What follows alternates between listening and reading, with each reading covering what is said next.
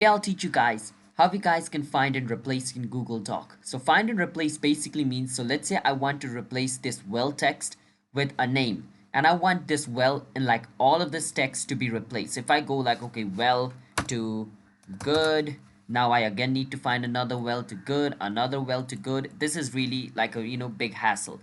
So if I want to do it easily, what I can do is click on edit at the top, find and replace, and the word we want to find is well. After we find well, we want it to be replaced with good.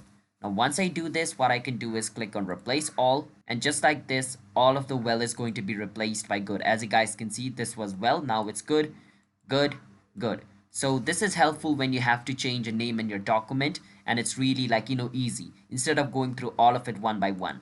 So I hope you understand how we guys can use find and replace tool in Google Docs. It's that simple.